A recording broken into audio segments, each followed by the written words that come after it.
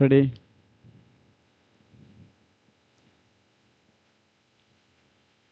Hello दोस्तों, मैं Shambhu Kumar competitive कला में आप सभी को स्वागत करता हूं। तो चलिए मेरे दोस्त, आप टेस्ट सीरीज की दुनिया में ले चलते हैं आप लोग के। और अभी आप जुड़े हुए हैं संभव एक्सप्रेस के साथ। संभव एक्सप्रेस के साथ आपको याद रखना है मेरे साथ ही, अब की बार ले लो स्टार। चलिए तो अब की बार ले लो स्टार के साथ में हम अब चलते हैं टेस्ट सीरीज की दुनिया में। आगाज करते हैं आज का क्वेश्चन क्या कहता है। तो देखिए, पिछले वीडियो का 50 नंबर का जो क्वेश्चन है मेरे दोस्त साथी, वो ये है। और मैं देखता हूं बहुत सारे बच्चे इनका सही आंसर आया है और किन्हीं का गलत आंसर भी आया है। क्वेश्चन क्या था? तो क्वेश्चन ये था मेरे दोस्त कि निम्न में किसे प्रकाश संश्लेषी सक्रिय विकिरण कहा जाता है ना? रेडियो तरंग, दृश्य प्रकाश तरंगें, अवरक्त प्रकाश तरंगें या परावैंगनी तरंगें। आपको देखना है मेरे साथी कौन से इसका सही आंसर, बिल्कुल सटीक आंसर होगा। तो आपने देखा बहुत सारे बच्चे इसका सही भी दिए हैं आंसर और कुछ लोग गलत भी आंसर किए हैं। तो इसका आंसर बी बिल्कुल सही होगा मेरे साथी। चलिए तो आज का ये जो क्वेश्चन रहा पिछले वीडियो का 50 नंबर का क्वेश्चन हुआ इस तरह से। और अब चलते हैं हम लोग अगला क्वेश्चन आज का। पहला क्वेश्चन आज का क्या है? तो पहला क्वेश्चन है आपके सामने ये स्क्रीन पे कि सूर्य की तेज रोशनी में चल रहा कोई व्यक्ति जब अंधेरे में कमरे में प्रवेश करता है तो कुछ क्षण तक उसे स्पष्ट दिखाई नहीं देता है, क्योंकि उसका कारण देख रहा है इसमें। क्या आंख की पेशियां आंख के लेंस की फोकस दूरी को तत्काल समायोजित नहीं कर पाती है, या रेटिना कुछ समय तक उज्जवल छवियों को बनाए रखता है और क्षणिक तौर पर असंवेदी हो जाता है, या आइरिस पुतली को तत्काल संकुचित नहीं कर पाता है। क्या हो सकते हैं? या आइरिस पुतली को तत्काल प्रसारित नहीं कर पाता है। तो साथी वो जो है इसका आंसर बिल्कुल डी सही बोल रहा है कि आइरिस जो है आपका ये पुतली को तत्काल प्रसारित नहीं कर पाता है, इसीलिए जो है उसे स्पष्ट कुछ भी दिखाई नहीं देता है। चलिए तो क्वेश्चन नंबर 1 इस तरह से हुआ। और अगला क्वेश्चन आपके सामने ये रहा स्क्रीन पे, क्वेश्चन नंबर 2। क्या कह रहा है क्वेश्चन नंबर 2 मेरे साथी? देखना है क्वेश्चन नंबर 2 जो है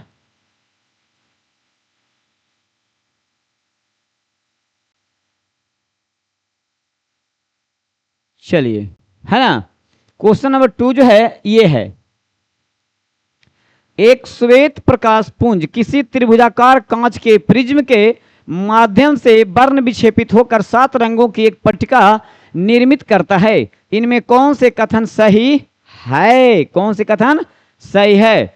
लाल रंग का अपवर्तनांक अधिक होता है, बैगनी रंग का विचलन अधिकतम होता है, कांच में श्वेत प्रकाश सभी घटकों की चाल समान होती है। तो मेरे दोस्त इसमें 3 जो दिए हुआ है एक बी सी, तो इसमें जो है आपको याद रखना है बैगनी रंग का विचलन अधिकतम होता है मेरे साथी। इंपॉर्टेंट आपका आंसर यहाँ पे छुपा हुआ है बी में। ऑप्शन देखते हैं, केवल बी। हाँ, तो आंसर ए ही आपका सही हो गया।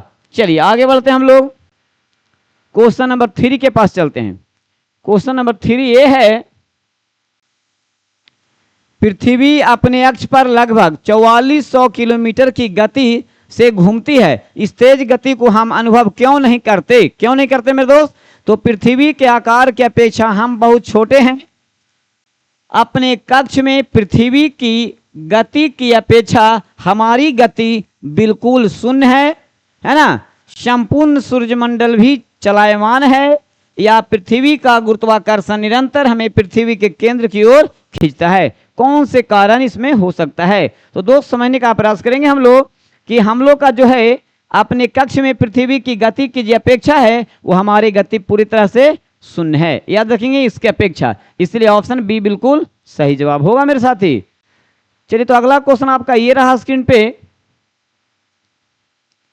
वर्ष 1915 में, कितना में? वर्ष 1915 के किस महीने में महात्मा गांधी ने नस्लवादी शासन के खिलाफ, मतलब साउथ अफ्रीका से सफल आंदोलन के बाद आखिरकार है ना वो वापस आए थे? तो आपको पता होगा इन्हीं के आने के क्रम में तिथि भी मनाया जाता है 9 जनवरी को। कितने जनवरी को? अप्रवासी भारतीय दिवस। तो पूछ रहा है कौन महीना में, तो भैया आपका साफ साफ दिख रहा है जनवरी, इसका आंसर बिल्कुल फर्स्ट में दिख गया। चलिए तो अगला क्वेश्चन देखते हैं हम लोग। अगला क्वेश्चन है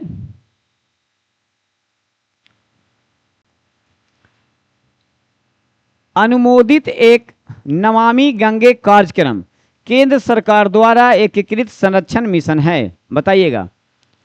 कह रहा है कि नमामि गंगे, गंगा के सुरक्षा और संरक्षण से चलाया गया था, याद रखना है। और ये जो चलाया गया है अप्रैल 2013 में, 2000 अक्टूबर 13 में, या जून 2014 में, या जनवरी 2014 में। तो आपका आंसर होगा मेरे दोस्त जून 2014 में। चलिए नेक्स्ट क्वेश्चन आपका ये रहा स्क्रीन पे।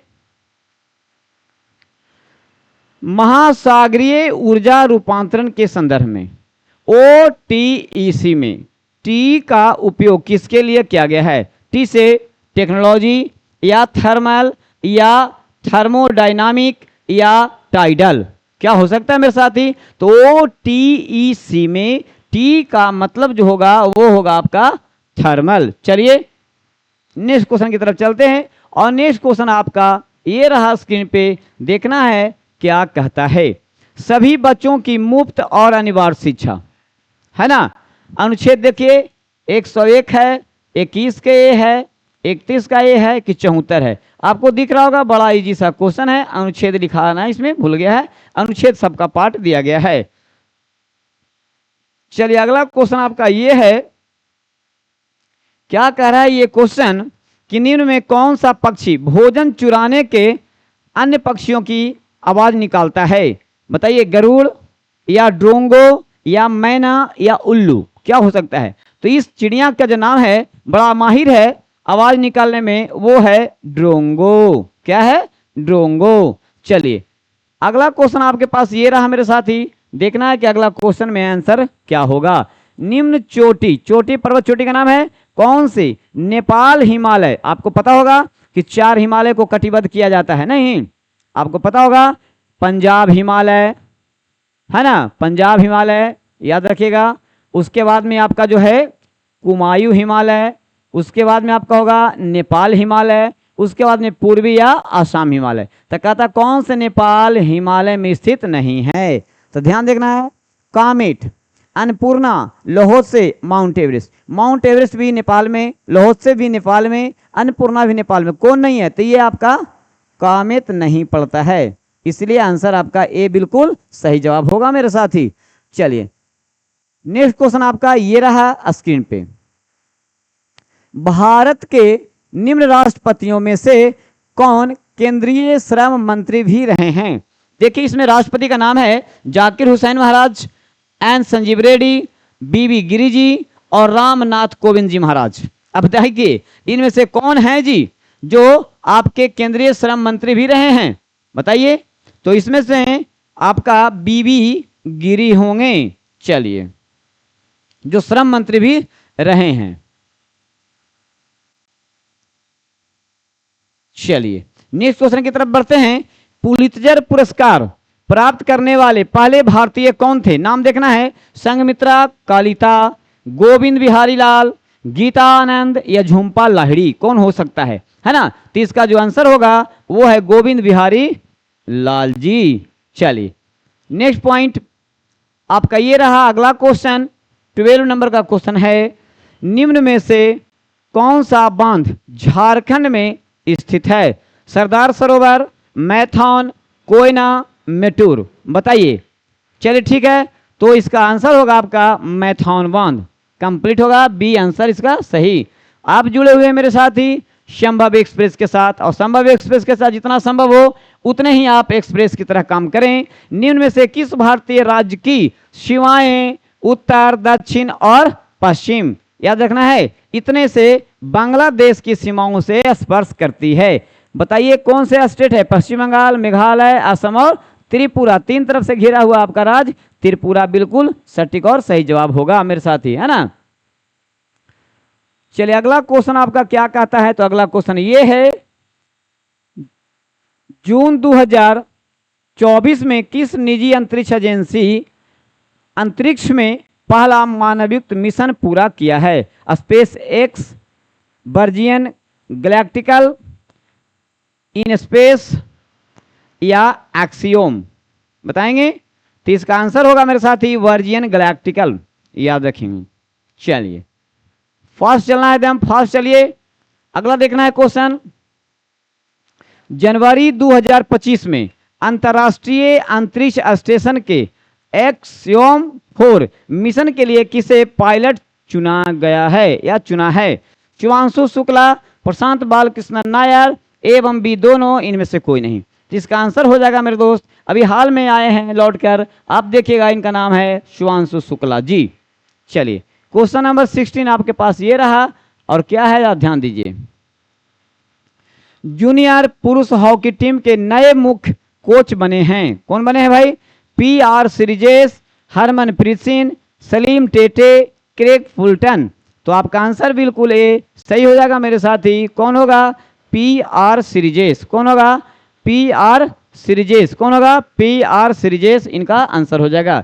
चलिए क्वेश्चन नंबर 17 के पास पहुंचते हैं हम लोग, और ये क्या कह रहा है सुनते हैं।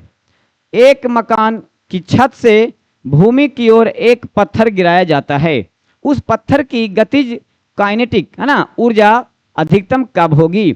उसे गिराने के तुरंत बाद होगी, या उसे आधी दूरी तक पहुंचने के बाद होगी, या भूमि पर पहुंचने के पहले होगी, या भूमि पर पहुंचने के बाद होगी? ध्यान देना क्या होगा इसका आंसर।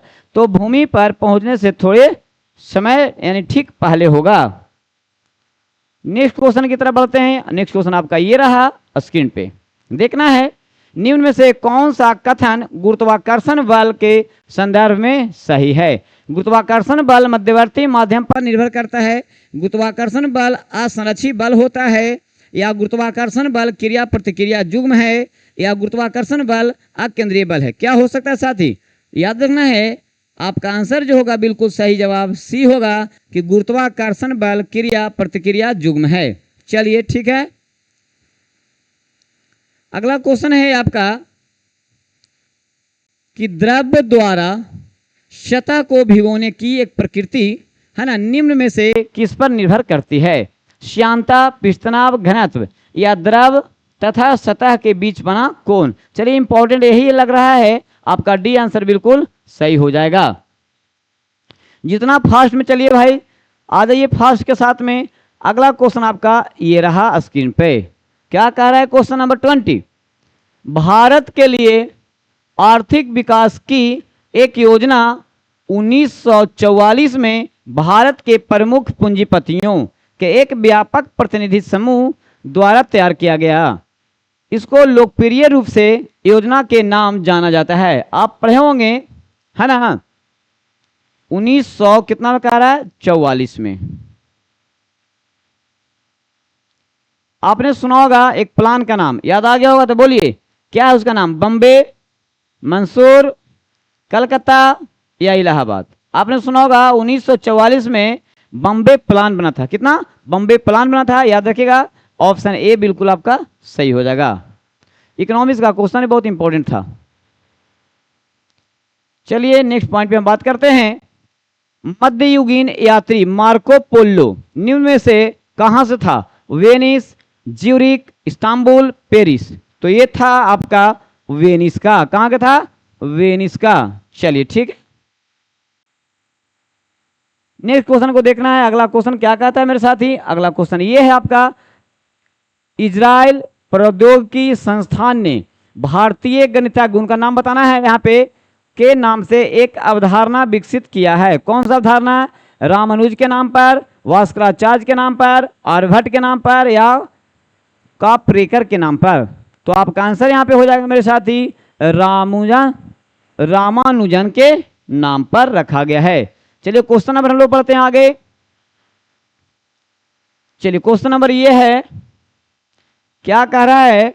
15 अगस्त 1947 की आधी रात को जवाहरलाल नेहरू संसद को संबोधित किया था। उनके बाद संबोधित करने वाले वक्ता कौन थे?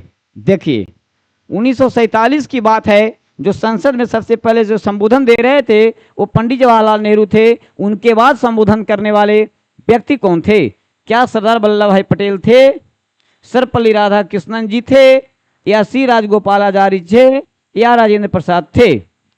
तो इसका आंसर है मेरे दोस्त बी, बिल्कुल सटीक और सही जवाब होगा, सर्वपल्ली राधाकृष्णन जी थे। चलिए,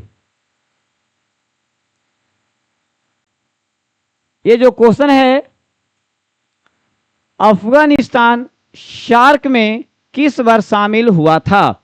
यानी कि अफगानिस्तान जो था ये पहले, आपको पता होना चाहिए कि मध्य एशिया का देश, किसका? मध्य एशिया के देश था, लेकिन अब मध्य एशिया का देश में नहीं है, अब ये एक सार्क संगठन में आ गया है। सार्क संगठन में आ गया है तो कह रहा है कब आया है? तो 2007 में। सार्क के जो पहले सदस्य की संख्या थी वो थी 7, अब एक और बढ़ गया है 7 में, तो हो गया 8। कितना हो गया? 8। सार्क सदस्यों के देश की संख्या कितना हो गया? 8 हो गया है। चलिए, नेक्स्ट क्वेश्चन की ओर चलते हैं।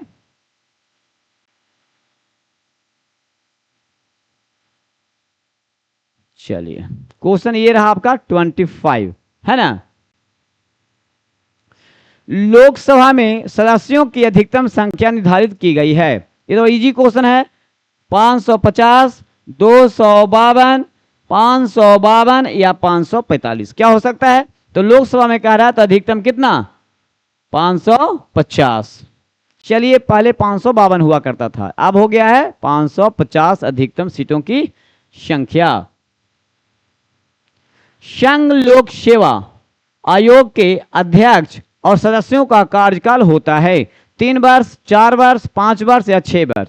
तो आंसर आपका सामने दिख रहा है, डी में होगा 6 वर्ष।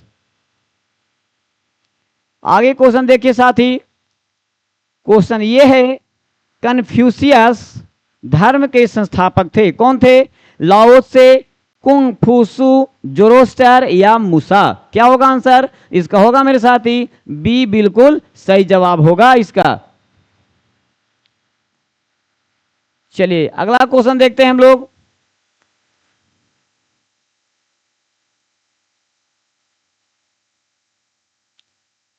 बाउल लोक नृत्य शैली कहां प्रचलित है? देखेंगे पश्चिम बंगाल, ओडिशा, झारखंड या मध्य प्रदेश। तो बाउल कहां का प्रमुख है? तो बाउल प्रमुख है आपका पश्चिम बंगाल का, है ना? नेक्स्ट क्वेश्चन आपका क्या कह रहा है? नेक्स्ट क्वेश्चन आपका ये रहा स्क्रीन पे, देखना। भारतीय संविधान का कौन सा अनुच्छेद संवैधानिक विवाद में सर्वोच्च न्यायालय के अपीलीय क्षेत्राधिकार से संबंधित है? बताइए। अनुच्छेद 131, अनुच्छेद 132, अनुच्छेद 134 के एक को मिलाकर अनुच्छेद 133 को पढ़ना है, अनुच्छेद 134 एक को मिलाकर अनुच्छेद 132 को पढ़ना है। तो साथ ही यहाँ याद रखिएगा, संवैधानिक विवाद में सर्वोच्च न्यायालय के अपीलीय क्षेत्राधिकार से संबंधित जो अनुच्छेद है वो आपका सी ऑप्शन बिल्कुल सही है, 134 को मिलाकर 133 के साथ पढ़ना है। चलिए, क्वेश्चन नंबर देखिए। हाल ही में किसे अंतर्राष्ट्रीय टेबल टेनिस महासंघ फाउंडेशन का राजदूत नियुक्त किया गया है? सिद्धार्थ अग्रवाल, नीरज चोपड़ा, शरद कमल, इनमें से कोई नहीं। इसका आंसर जो हो जाएगा साथी वो है आपका शरद कमल। चलिए, आगे क्वेश्चन देखना आपको, बढ़ते जाना है। विश्व तंबाकू निषेध दिवस 2024 कब मनाया गया है? यानी कि इसका तिथि पूछ रहा है और क्या देखेंगे, 28 मई, 29 मई, 31 मई या 15 मार्च, क्या हो सकता है? तो चलिए, इसका आंसर बिल्कुल सी सही जवाब आपके पास 31 मई है। नेक्स्ट क्वेश्चन को देखिए। भारत ने किस राज्य में केंद्र शासित प्रदेश में उच्च जोखिम वाली ग्लेशियर झीलों का अपना पहला व्यापक सर्वेक्षण शुरू कर दिया है? अरुणाचल प्रदेश में, हिमाचल प्रदेश में, लद्दाख में या उत्तराखंड में? इसका आंसर जो होगा मेरे साथी वो होगा आपका अरुणाचल प्रदेश में। चलिए, 33 नंबर क्वेश्चन आपके पास ये रहा।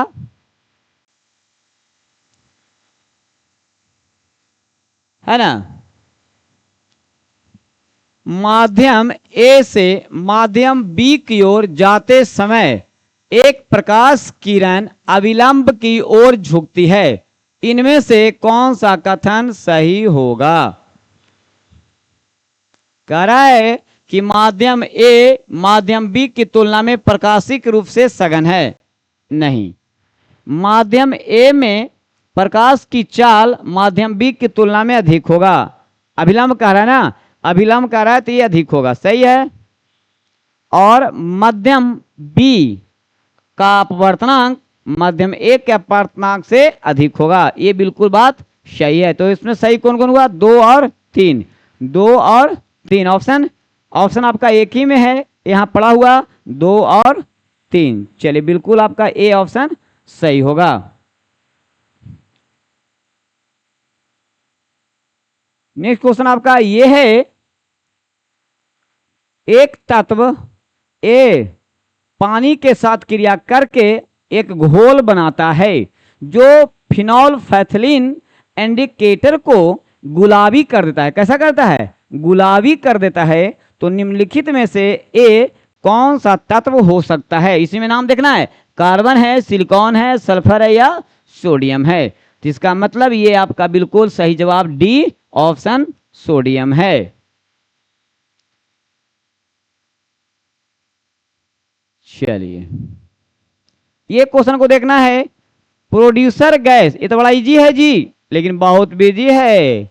मुख्य अवयव कौन है? CO plus H2, CO2 plus H2, CO plus N2 और CO2 प्लस N2। क्या हो सकता है? ध्यान देखना है।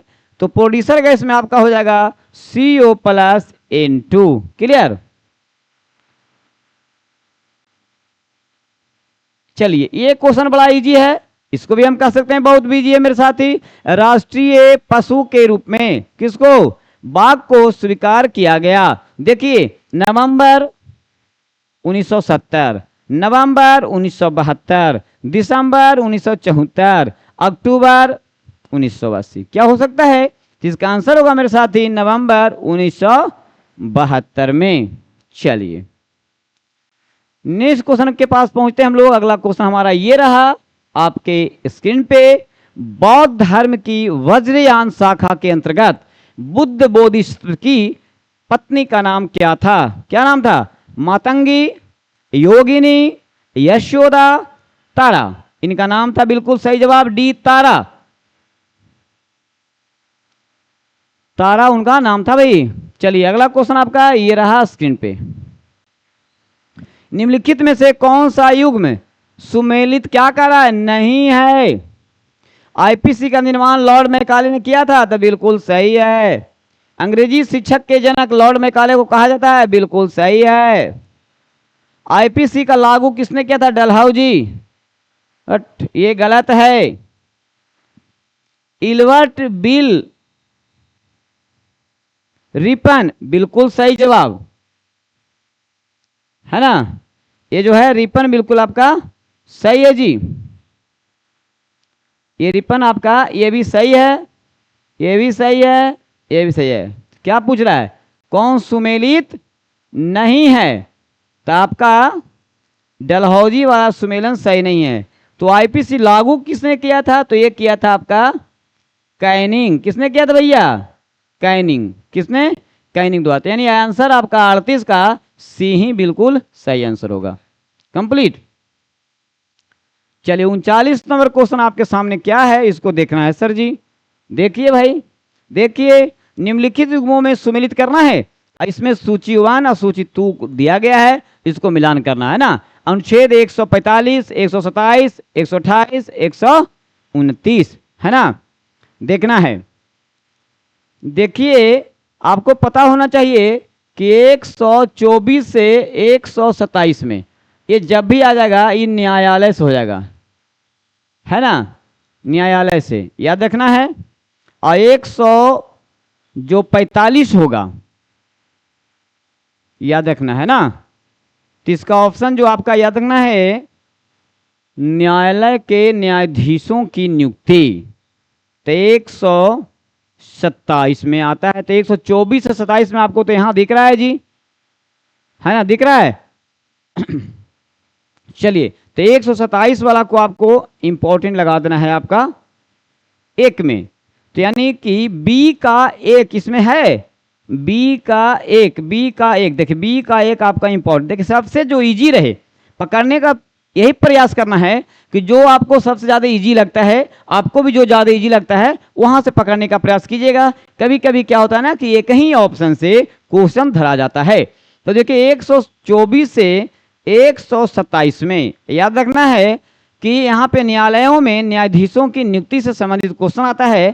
तो देखिएगा कि 124 से 27 की अगर हमने बात किया तब बी, अब बी का आ गया पहला, हमने चेक किया तब बी का पहला एक में है, ये है, याद रखना है। इससे आंसर आपका सी बिल्कुल धरा जाएगा। और ए का जो हो जाएगा 145 का देखिए न्यायालय की नियम कहता है, याद हो गया। अब सी की अगर हम बात करते हैं 128 में जो है उच्चतम न्यायालय में सेवानिवृत्ति कहता है। कंप्लीट यहां हो गया है ना। और उसके बाद जो है अनुच्छेद 129 जो है ये अभिलेख न्यायालय की बात करता है। यानी आपका ऑप्शन बिल्कुल सही जवाब सी होगा मेरे साथी। चलिए नेक्स्ट क्वेश्चन आपके पास ये रहा स्क्रीन पे। भूमध्य सागरीय क्षेत्र, भूमध्य सागरीय जो आपका क्षेत्र है इसमें पूछ रहा है कि भारी वर्षा कब होती है, गर्मियों में, बसंत में, शीत में या कोई भी नहीं, कभी नहीं। तो देखिएगा भैया इसका ऑप्शन बिल्कुल शीत ऋतु में होगा। नेक्स्ट क्वेश्चन है आपका स्क्रीन पे, ये कह रहा है क्या, भारत की राष्ट्रीय आय का अनुमान बलाभिकरण कौन सा है। यानी कि योजना आयोग द्वारा किया जाता है, भारतीय रिजर्व बैंक के द्वारा, वित्त मंत्रालय के द्वारा, या नेशनल स्टैटिक्स ऑर्गेनाइजेशन के द्वारा किया जाता है मेरे दोस्त। तो एनएसओ के द्वारा किया जाता है आपका, याद रखना है, राष्ट्रीय आय का आकलन एनएसओ के द्वारा। कच्छ की खाड़ी में स्थित कांडला बंदरगाह के नाम सुना होगा, कांडला, याद रखना है। तो कांडला का निम्न में से किसके लिए प्रसिद्ध है, क्या हीरा काटने और पॉलिश होता है जी, गलत जवाब है ना।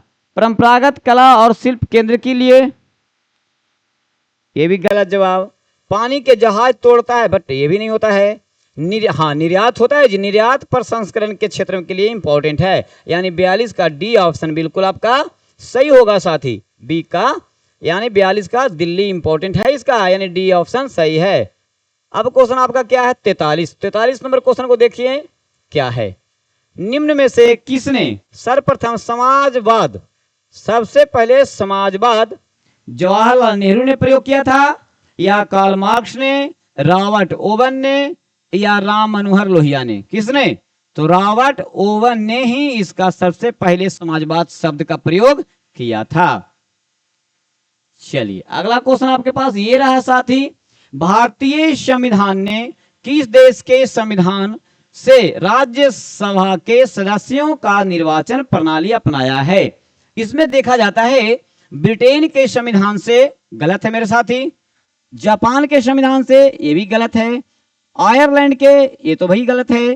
कैसे गलत है आपको अगर याद होगा तब पता चल रहा होगा कैसे गलत है ना। और ये लिया गया है आपका दक्षिण अफ्रीका के संविधान से। चलिए तो 44 नंबर क्वेश्चन हो गया मेरे साथी, और हम चलते हैं अब 45 नंबर क्वेश्चन के तरफ।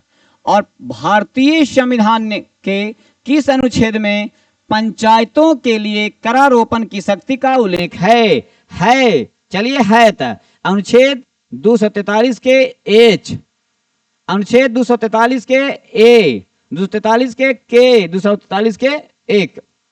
अगर है कह रहा है कि करारोपण किसमें है तो वो 243 के एच में ही है।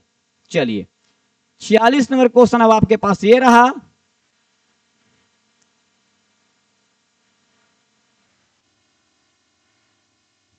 चलिए 46 नंबर क्वेश्चन क्या कहता है इसको देखा जाए। चलिए देखते हैं भाई 46 नंबर क्वेश्चन क्या है। भारत के साथ किस देश ने लोथल में समुद्री विरासत परिसर पर साझेदारी किया है। वियतनाम, श्रीलंका, पाकिस्तान और कंबोडिया। पिछले कई वीडियो में आपको बताया गया था इसके बारे में, तो इसका आंसर ए बिल्कुल सही है, वियतनाम के साथ साझेदारी हुई है। 47 नंबर क्वेश्चन आपका ये रहा, किस राज्य में पोलावरम परियोजना और इस्पात संयंत्र जीर्णोद्धार केंद्रीय बजट 2025-26 में शामिल किया गया है? तमिलनाडु, आंध्र प्रदेश, कर्नाटक या केरल? तो इसका आंसर आंध्र प्रदेश में पोलावरम, जरा याद रखिएगा मेरे साथी, आंध्र प्रदेश में इसका ऑप्शन बिल्कुल सही जवाब होगा। 48 नंबर क्वेश्चन आपका ये रहा। 48 नंबर क्वेश्चन क्या कहता है उसको देखते हैं हम लोग। 29 मई 2024 को रक्षा अनुसंधान एवं विकास संगठन यानी DRDO हवा से सतह पर मार करने वाली मिसाइल का सफलतापूर्वक परीक्षण किया है, वह क्या है? क्या रुद्रम 2 है, या नाग है, या सुखोई है? इनमें से कोई नहीं है साथी। तो हाल ही में जो DRDO के द्वारा किया गया है ये रुद्रम 2 है। सेकेंड लास्ट क्वेश्चन आज का आपका स्क्रीन पे ये रहा मेरे साथी, और ये क्या कहता है? तापमान को यदि 0 डिग्री सेल्सियस से कम करने के लिए बर्फ में मिलाया जाए तो क्या मिलाना उचित होगा? Sodium chloride, sodium carbonate, magnesium sulphate या चूना? तो समझ सकते हैं यहां पे बात आती है। तो बर्फ में मिलाने जाने वाला पदार्थ अगर यहां पे कह रहा है तो ए बिल्कुल सही जवाब होगा, सोडियम क्लोराइड। आज का लास्ट क्वेश्चन 50 नंबर का क्वेश्चन आपको यह रहा। ये आप जानते हैं कि मैं 50 नंबर का क्वेश्चन आप सबों के लिए छोड़ता हूं प्रत्येक दिन, और आप सबों 50 नंबर क्वेश्चन को देखना है 4 ऑप्शन में से क्या सटीक और सही आंसर हो सकता है। आप आंसरिंग करेंगे मेरे दोस्त, और मैं एक क्वेश्चन पढ़ देता हूं। एस्पिरिन, डाइजेपाम, क्लोरोफॉर्म और मर्क्यूरोफ्रोम में जो देख रहे हैं इस सिस्टम माइक्रोक्रोम में, है ना, शामक कौन है? इसमें से कौन है? एस्पिरिन, मर्क्यूरोक्रोम, डाइजेपाम या क्लोरोफॉर्म? चलिए कोई बात नहीं, तो इसमें से आप ऑप्शन देख करके आंसर करेंगे और सटीक और सही जवाब लगाएंगे मेरे दोस्त। तो आज मैं लेता हूं विदा 50वें नंबर क्वेश्चन के साथ। मिलता हूं अगले वीडियो में फिर, और इस समय आप जो देख रहे हैं वो संभव एक्सप्रेस, आप मेरे प्यारा सा चैनल जो है इसका आप दुलार प्यार बनाए रखेंगे मेरे दोस्त, और कॉम्पिटिटिव क्लब को आप जो है सब्सक्राइब जरूर कर लेंगे। और अगर आप पहली बार विजिट किए हैं या देख रहे हैं तो जरूर आप इसको सब्सक्राइब कर लें और अपने दोस्तों के पास में इस वीडियो को आप शेयर कर दें। चलिए दोस्त, थैंक यू, आज तक इतना ही। जय हिंद।